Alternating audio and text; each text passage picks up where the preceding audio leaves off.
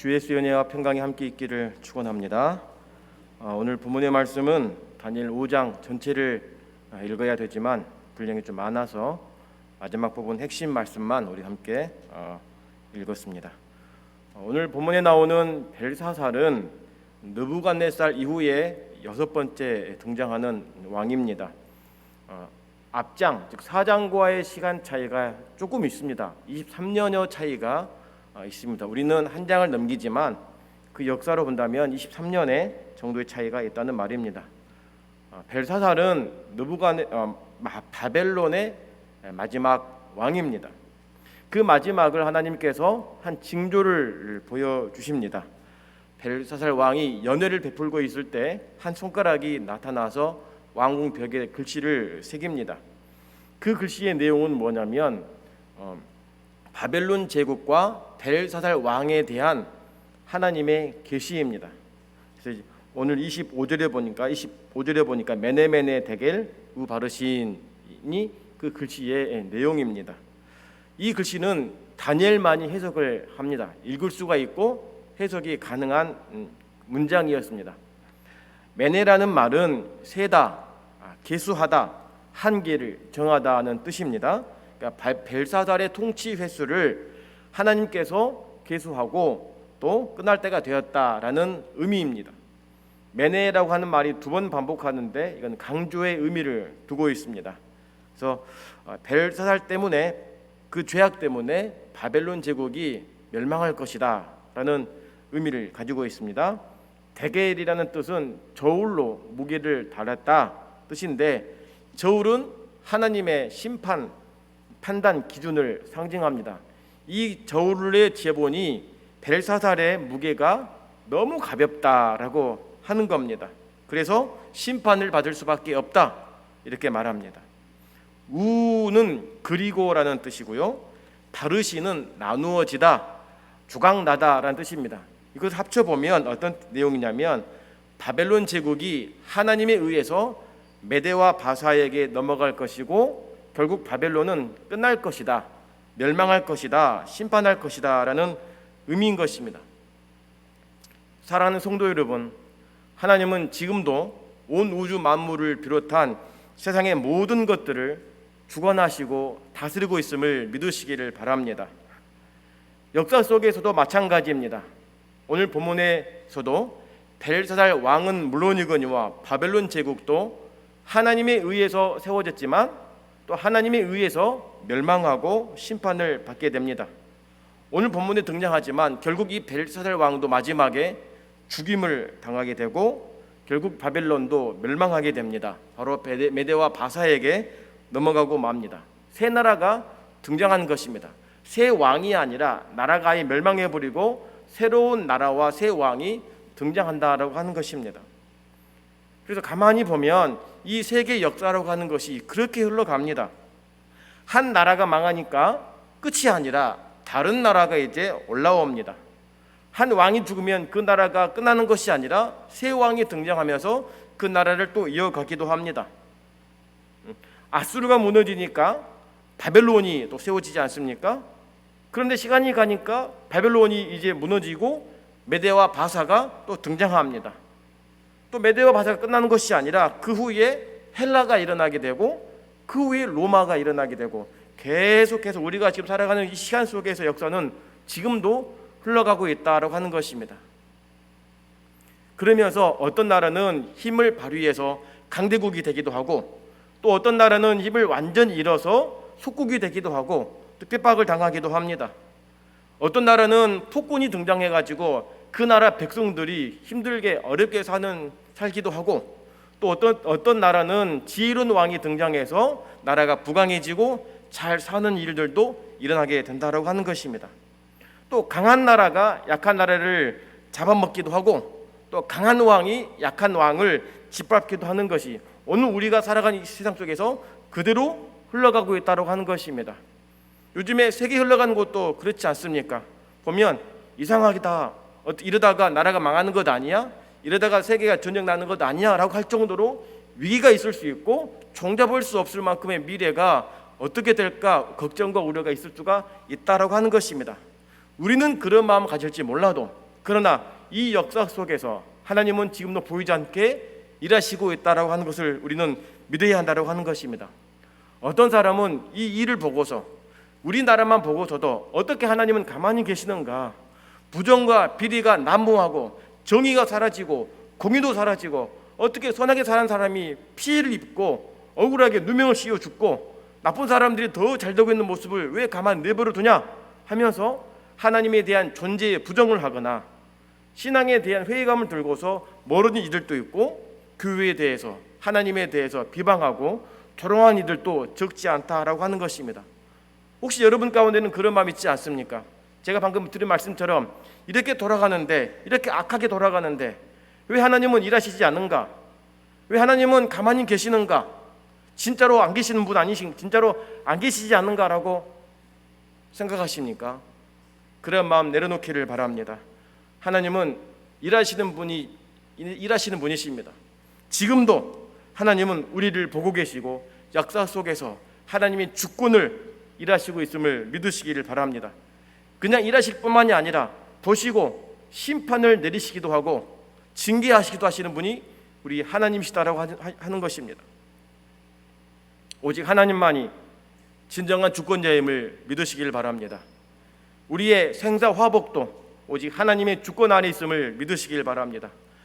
나라의 흥망성쇠도 인간이 하는 것이 아니라 오직 하나님의 손에 있음을 믿으시기를 바랍니다. 이것이 성경이 오늘 우리에게 주는 하나님의 메시지이고 교훈인 것입니다. 하나님은 세계 만국을, 세계의 제국들을 심판하셨습니다. 성경 역사를 보더라도 그렇습니다. 애굽을 심판하셨습니다. 아수르를 심판하셨습니다. 또 바벨론도 심판하셨습니다. 메대와 바사도, 헬라도, 로마도 심판하셨습니다. 타락한 모든 왕들을 한결같이 다 심판하셨다고 하는 것입니다. 왜 심판하셨을까요? 왜 망했을까요? 왜 그토록 강대했던 나라들이 오래가지 못하고 다 멸망하고 새 나라가 등극했을까요? 이유는 단 하나입니다. 하나님 앞에 바로 서지 못했기 때문입니다. 믿음으로 나아가지 못했고 죄를 지었기 때문에 심판을 받아 멸망하는 것 아니겠습니까? 메네메네 데겔 우 바르신, 이 말은 교만한 나라들을 포함해서 교만한 왕들과 교만한 사람들을 향하신 오늘 지금 우리에게 주시는 유효한 하나님의 경고의 메시지로 받으시기를 바랍니다. 그러면 왜 하나님께서 바벨론을 멸망시키셨을까? 도대체 심판의 원인이 무엇이었을까? 벨사살은 1000명의 귀족들과 함께 큰 잔치를 베풀었습니다. 엄청나게 큰 잔치입니다. 선왕이었던 느부갓네살 왕이 예루살렘에서 빼앗아온 그 많은 은금 그릇들, 성전 기물들을 다 가지고 왔습니다. 가지고 왔는데 이 벨사살 왕이 가지고 온 그 성전에 있던 기물들을 가지고서 술을 따라서 마십니다. 그리고 금, 은, 동, 철, 목, 속으로 만든 우상에게 찬양하고 경배합니다. 성경에 금, 은, 동, 철, 목석이라고 분명하게 기록한 것이 있는데 왜 그러냐면 하나님이 피조물임을 말하고 있는 것입니다. 인격도 없다라고 하는 거죠. 죽은 거라고 말하는 거죠. 인격도 없고 영혼도 없는, 듣지도 못하고 말하지도 못하고 보지도 못하고 움직이지 못하는 피조물에 불과한 것을 벨사살이 찬양하고 경배했다라고 하는데 초점을 맞추고 있는 것입니다. 어쩌면 이 벨사살 왕은 큰 잔치를 베풀면서 이렇게 생각했을지 모릅니다. 우리 선왕이었던 느부갓네살 왕은 예루살렘에서 성전에서 그 각종 성전 기물들을 빼앗아만 왔지만 나는 빼앗아 온 그 기물들에 술을 따라 마시고 내 신을 위해 경배한다 라고 하면서 내가 한 수 위다, 이런 자부심을 가졌으리라 생각합니다. 그만큼 이 벨사살의 교만은 극에 달했다라고 하는 것입니다. 여러분, 성전의 기물들은 반드시 성전 안에 있어야 되고 성전에서만 사용해야 합니다. 그런데 그것이 느부갓네살로부터 탈취를 당한 것도 잘못이지만 그 기물들 하나님께 올려다 드리고 그 거룩함으로 드려야 될 기물들이 한낱 인간이 술 취해 빠지는 죄악의 용도로 사용되었으니 이것은 하나님이 보시기에 분노를 일으킬 수밖에 없다라고 하는 것입니다. 이게 바로 신성모독입니다. 게다가 말씀드렸듯이 보지도 못하고 듣지도 못하는 금, 은, 동, 철, 목, 속으로 만든 이 신상을 만들어 거기를 찬양했다라고 하는 것은 그야말로 하나님의 진노를 촉발하는 행동일 수밖에 없다라고 하는 것입니다.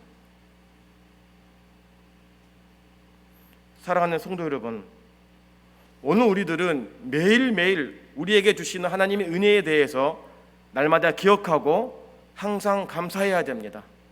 오늘 우리는 어제 받은 은혜와 또 다른 은혜를 우리는 받고 있습니다.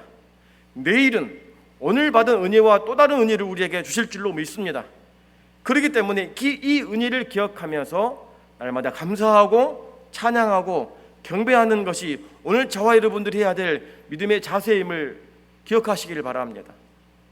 어제와 똑같은 패턴이 오늘 이어지고 오늘과 똑같은 패턴이 내일 이어진다 하더라도 이 패턴을 변함없이 유지하는 것도 하나님의 은혜라고 하는 것입니다. 어떤 사람은 삶이 너무 재미없다, 어제와 똑같은 일상이 벌어지니까 너무 재미없다라고 말하지만, 여러분 재미있게 하려면 만약 하나님께서 오늘 너 아파봐라 하고 하면 기막힌 인생이면 이게 좋겠습니까? 아니라는 거예요. 때로는 재미없고 지루한 인생이라 하더라도 내 영혼을 살피시고 내 삶을 지키시고 나와 동행하시는 그 은혜가 있다면 우리 이것으로도 우리는 감사해야 한다라고 하는 것입니다.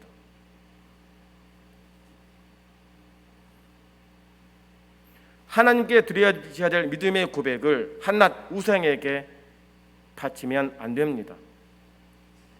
하나님께 바친 물건을 아무데나 놓아서도 안 되지만 아무렇게나 사용해서도 안 된다는 것입니다. 우리의 몸은 하나님께 드릴 거룩한 성전입니다. 거룩한 전입니다. 때문에 우리의 몸도 아무렇게나 사용해서도 안 되고 아무데나 가서도 안 되는 것입니다. 무엇이든지 아무렇게나 뭘 보든지가 아니라 거룩한 곳을 향해 나아가야 되고, 보지 않는 것은 안 봐야 되고, 겪지 말아야 될 것은 겪지 않은 스스로의 절제가 우리에게 필요하다고 하는 것입니다. 물건뿐만이 아니라 내 삶도 하나님의 것이기 때문에 때로는 죄악에 대해서는 눈을 감을 줄 알아야 되고, 음란한 소식과 말에 대해서는 귀를 막고 몸을 틀어 발길을 돌려야 하는 것도 필요하다고 하는 것입니다. 벨사살이 왜 악했느냐? 이러한 것이 죄인 줄 알매도 불구하고 범했다고 하는 것입니다. 벨사살은 역사를 알았습니다. 느부갓네살이 어떻게 살아왔는지를 알았습니다. 그렇게 알매도 불구하고 역사의 교훈을 무시하고 조롱했습니다. 우리는 역사 속에 일어났던 모든 것들을 그냥 터부시할 수는 없습니다. 과거가 아프고 괴로운 사건이 있다 하더라도 이걸 통해서 나를 다듬어 가시는 하나님의 섭리가 있기 때문에 설령 내가 아니더라도 다른 사람의 모습을 통해서라도 내가 본받을 점이 있다라고 하는 것입니다. 다니엘 4장에 보면 하나님께서 느부갓네살을 사용하셨습니다. 그에게 영광과 큰 위엄을 주셨습니다.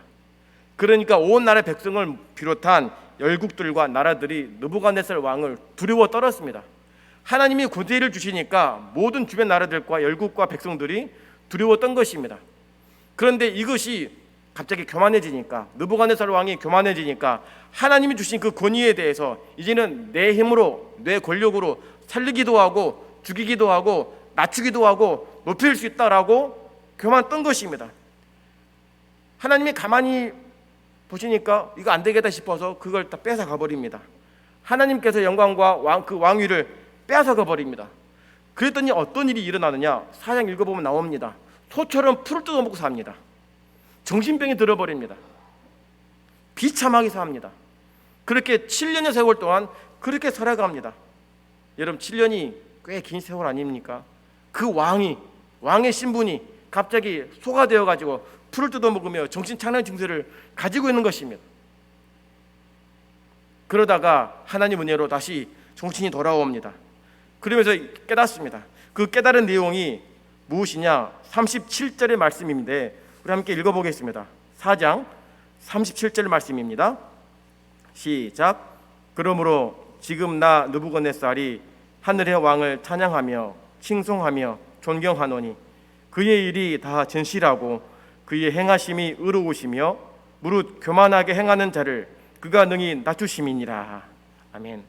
지금 느부갓네살이 고백합니다.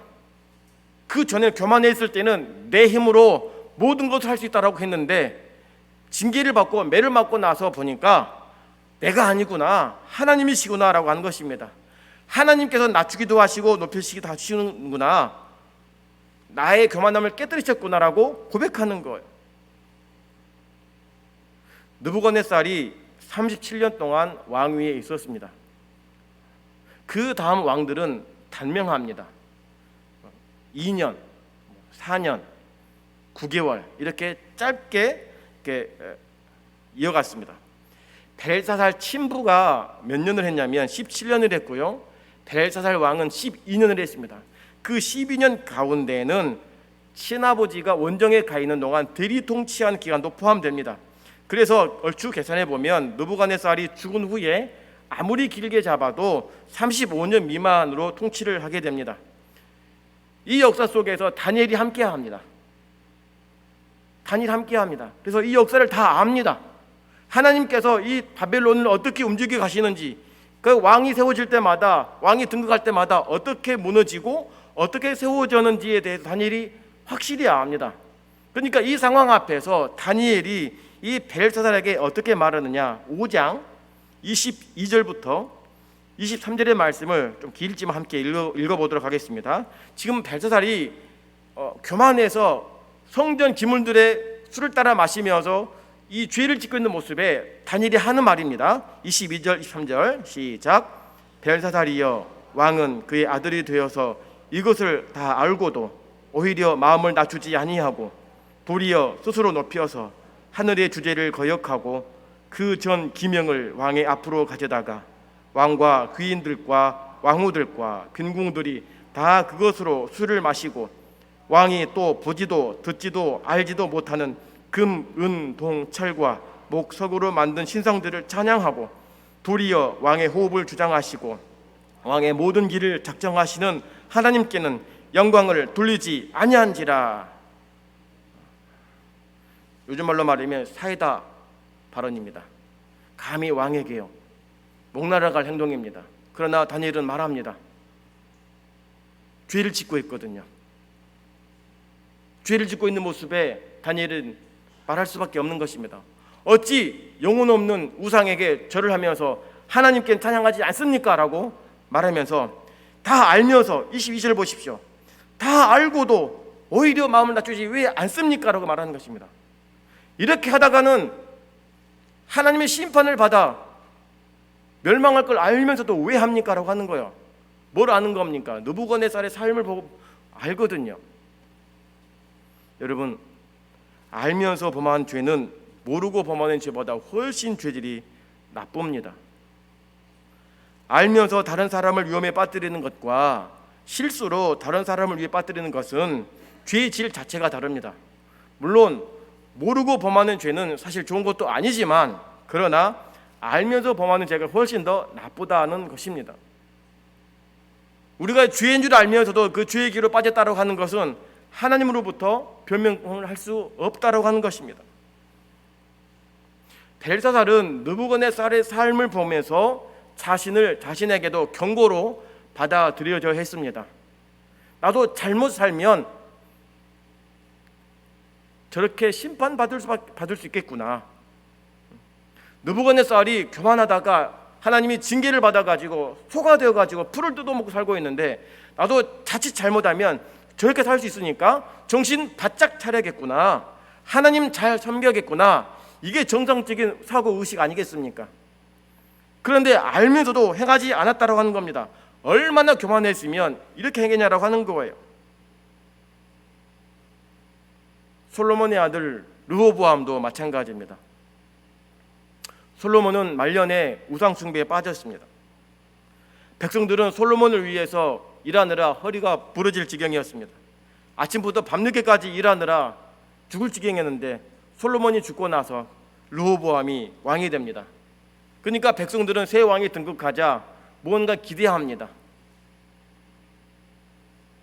나이 많은 신하들은 르호보암에게 지금 솔로몬 왕으로 인해서 백성들이 너무 살기 힘들고 어려우니까 그 짐을 좀 덜어주십시오 라고 부탁합니다.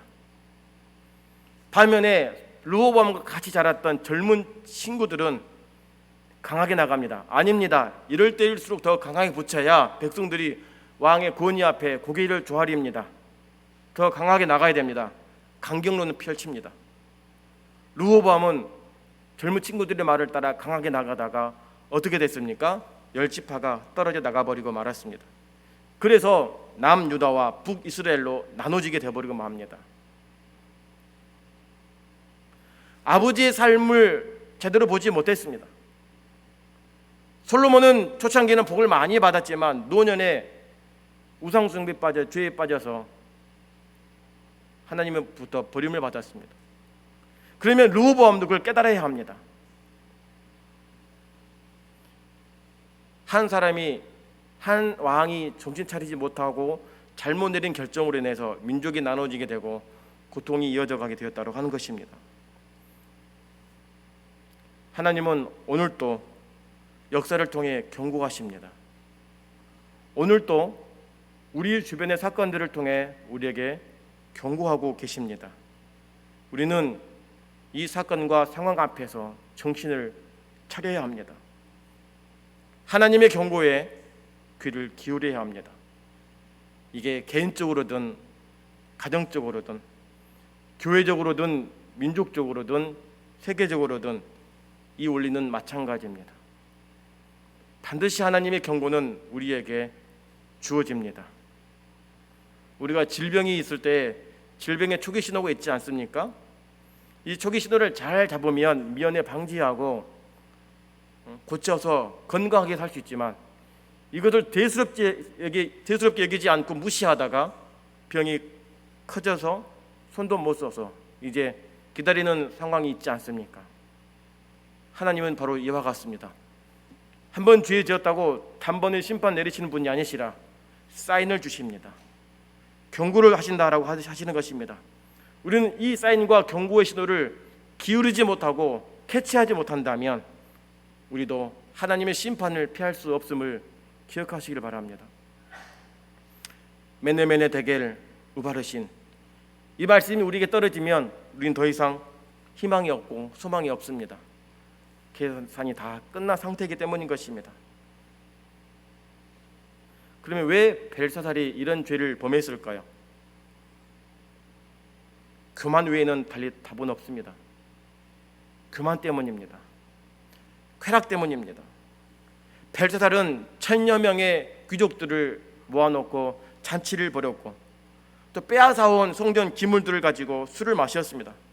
가장 거룩하게 드려져야 될, 가장 소중하게 다뤄져야 될 그 성전 기물들을 가장 하찮게 방탕하게 사용해버렸던 것입니다. 여러분, 교만하면 가장 먼저 다가오는 상황이 뭐냐면 내가 제일인 것입니다. 교만하면 내가 제일인 걸로 압니다. 내 판단도 절대적이다, 틀리지 않다고 확정짓습니다. 그리고 자기와 다른 생각을 가지고 있으면 가차없이 무시하고 조롱합니다. 그리고 자기가 했던 모든 것들은 완벽하다라고 말합니다. 죄를 지어도 죄가 아니라고 말하고 오히려 그 죄를 또 자랑하기도 합니다. 쾌락도 마찬가지입니다. 소돔성은 살기 좋은 곳이었습니다.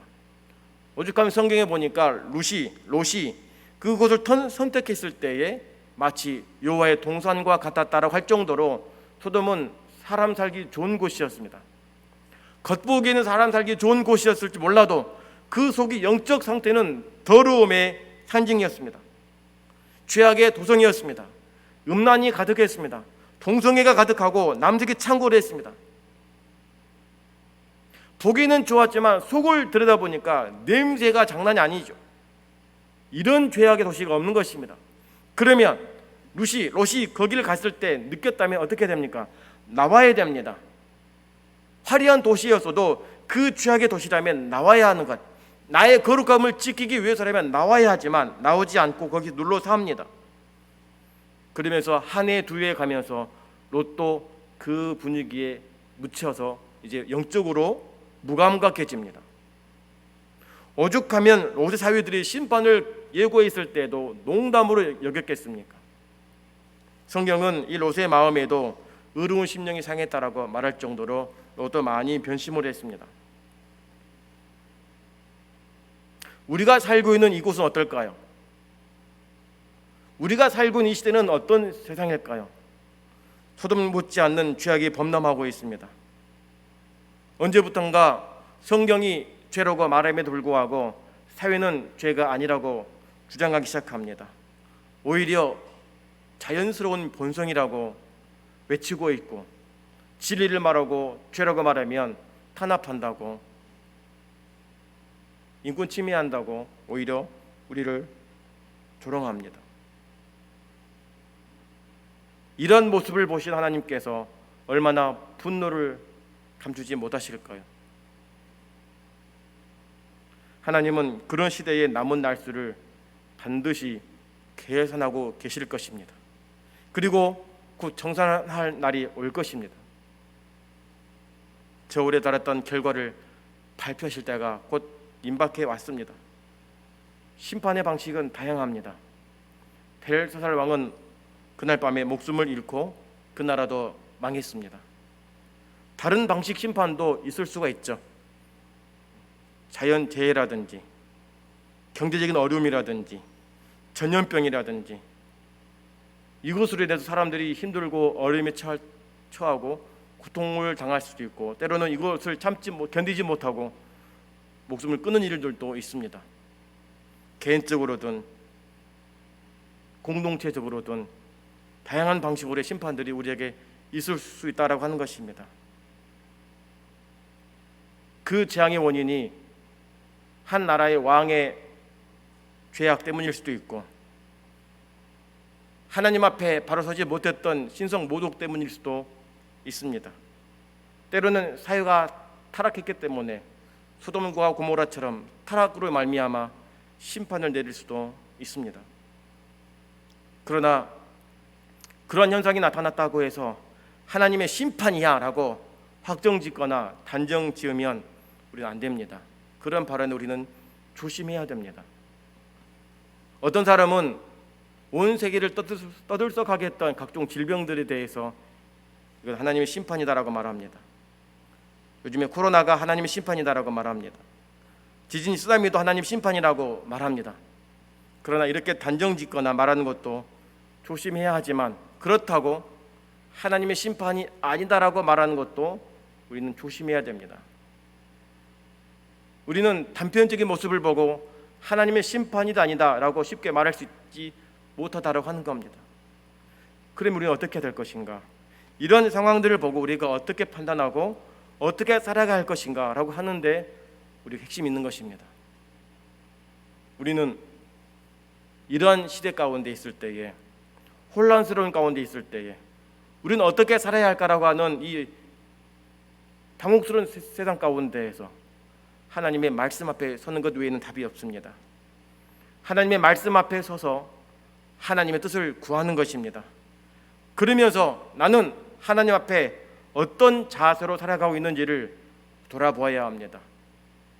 더럽고 타락하고 우상이 가득한 이 시대 가운데에서 과연 나는 어떻게 하나님 앞에 살고 있는가?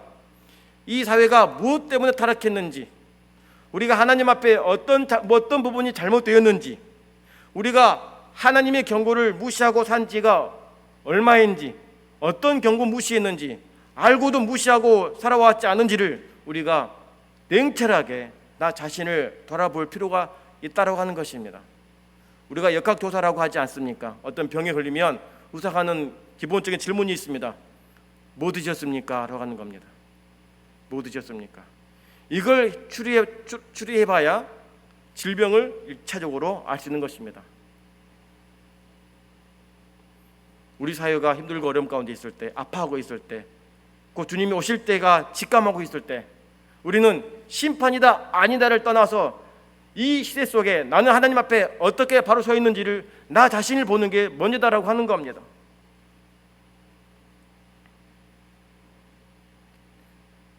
지금 사회를 보면 주님이 곧 오실 것 같습니다. 너무 타락했습니다. 정의가 무너진 지 오래입니다. 이 땅에 소망이 없습니다. 오직 하나님만이 우리의 소망임을 믿으시길 바랍니다. 때문에 우리는 정신을 바짝 차리고 썩어져갈 세상 속에서 그들의 말을 듣는 것이 아니라 진리 앞에서 하나님의 말씀을 붙잡고 십자가 앞에 가까이 나가는 것, 이게 오늘 우리가 사야 될 믿음의 자세라고 하는 것입니다. 그럼에도 불구하고 우리는 어떻습니까? 그렇게 살아야 함을 알미도 불구하고 여전히 우리는 하나님의 가르치심에 귀를 기울이지 않습니다. 어리석게도 우리는 하나님께서 그 가치 없는 거야, 그 의미 없는 거야, 썩어질 것을 향해 보지 말아라고 함에도 불구하고 여전히 우리 시야는 어디에 있습니까? 하늘을 보지 않고 땅을 바라보고 있습니다. 하늘의 보물을 쌓도록 했음에도 불구하고 땅의 것에 집착하고 허무한 것을 향해 나가고 있는 우리의 모습이 있지 않습니까? 우리가 이것을 몰라서 그렇습니까? 아닙니다. 다 알고 있지 않습니까? 알면서도 여전히 땅에 머무르고 있다고 하는 것입니다. 하나님은 그 틀려서 진리가 아니야, 죄야 라고 말함에도 불구하고 우리는 어리석게도 그 틀린 길을 가고 있지 않습니까? 본성 자체가 죄인이기 때문에 그렇습니다. 그러니 우리는 매일같이 십자가 앞에 서서 내 자아를 죽여야 됩니다. 교만의 싹이 오려고 하면 십자가 앞에 내 자아를 묻고 내가 죽는 연습을 날마다 해야 한다고 하는 것입니다. 벨사살은 그 상황을 깨닫지 못했습니다. 느부갓네살을 통한 경고를 무시했습니다. 그 교만에 극에 달하다 보니까 자기 죄를 취해 빠졌으면서도 하나님을 무시하고 조롱했습니다. 교만도 죄인데 그 교만함을 가지고 하나님을 무시하고 조롱하는 것이 죄의 죄를 더한 것입니다. 심판을 급히 다가오게 된 것입니다. 저울을 달아보니까 한참 미달인 것이에요. 하나님이 참을 수 없으니까 즉각 심판 내린 건 아니겠습니까? 사랑하는 성도 여러분, 오늘 이 음성을 하나님 음성으로 들으시길 바랍니다. 우리는 하나님 앞에 겸손해야 됩니다. 지금도 하나님은 우리의 날수를 계산하고 계실 것입니다. 우리의 잘잘못을 저울에 달아보고 계실 것입니다. 하나님은 우리의 삶을 정확하게 판단하시면서 평가하시고 계실 것입니다. 다른 사람들은 내 겉모습을 보면서 훌륭하다, 대단하다, 존경스럽다 할지 몰라도 하나님은 내 속에 그 엉큼한 것과 더러운 것을 다 보고 계시는 분이십니다. 우리는 거룩한 척하면 거룩하게 보일지 몰라도 그 척 속에 내 내면에 있는 그 더러움과 엉큼한 것과 가증스러운 것을 하나님이 보시고 있다고 하는 것입니다. 이것을 저울에 달아보고 있는 거예요. 그런 우리는 하나님 앞에 서야지 사람 앞에서 내 모습을 포장하는 것은 아무 의미 없는 것입니다. 인정하지 않습니다. 벨사살 왕, 세상에서는 대단한 왕이었지만 천하 만국을 다스리시는 하나님 앞에서는 아무 의미 없는 비천한 종에 불과했습니다. 우리는 어떻습니까? 세상 사람들이 보기에는 우리를 가볍게 봅니다. 무시합니다. 그러나 하나님 앞에서 우리는 경건의 무게 있는 삶을 살아야 할 줄로 믿습니다. 십자가는 결코 가볍지 않습니다. 십자가를 지야만 하나님이 우리를 기억하시고 우리 삶에 큰 복을 주심을 믿으시길 바랍니다. 그래서 하나님 보시기에 그래 네 믿음 충분하다 인정할 수 있는 그 삶의 자리에까지 나아가야 합니다. 그러기 위해서 말씀드린 것처럼 날마다 예수 그리스도의 십자가를 붙들고 겸손하게 나아가야 합니다.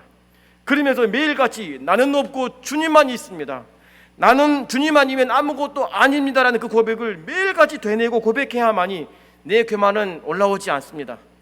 하나님의 은혜 가운데에서 주님을 찬양하는 삶이 계속 이어진다고 하는 것입니다. 이 은혜가 여러분 가운데 있기를 주님의 이름으로 축원합니다. 기도하겠습니다. 하나님 아버지,